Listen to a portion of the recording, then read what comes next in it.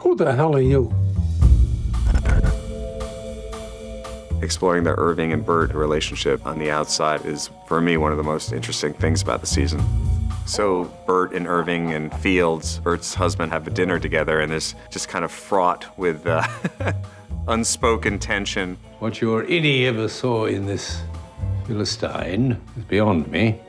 I think it's such a funny and awkward and ultimately like really heartbreaking moment because you love Britt and Irving, but my hope is that by the end of that, you love Fields too. It's just one of those complex contradictions where you're sort of simultaneously rooting for one couple and also another, because at the end of the day, you're basically talking about two different characters who both deserve love.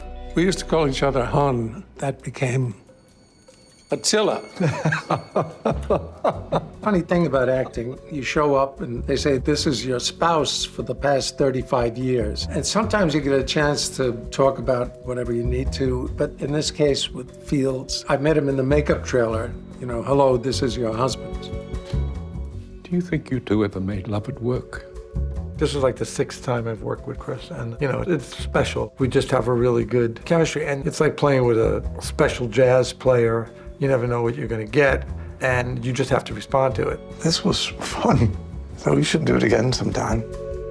I've known John a long time, and I think that the fun that we have together, on stage and off, it counts a lot. Good night, Britt. Good night. One of the big questions we talked about on the show is what transcends the severance barrier, and I think that's something we try to leave sort of ambiguous, but it's always a question.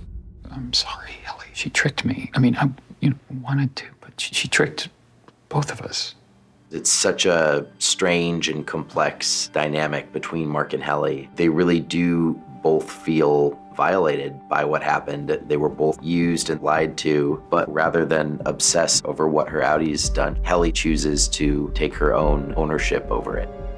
Britt Lower just played this beautiful scene where she takes us through this emotional journey of thinking it all through. It's almost the emancipation of Helly against Helena, that she's not only fighting for Mark, but she's almost fighting more for herself, that she wants to have her own experience.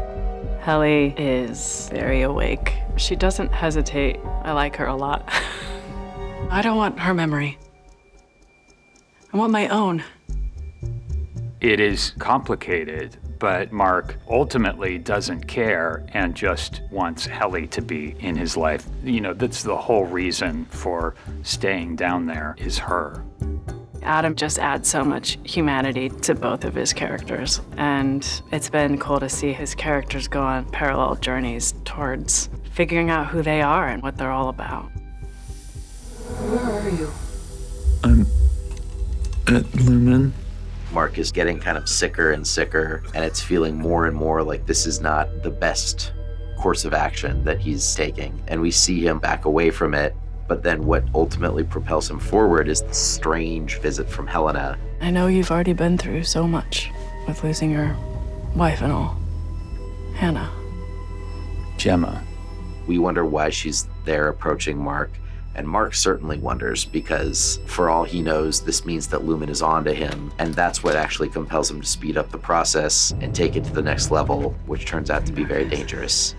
He really might be risking his life in order to gain this information.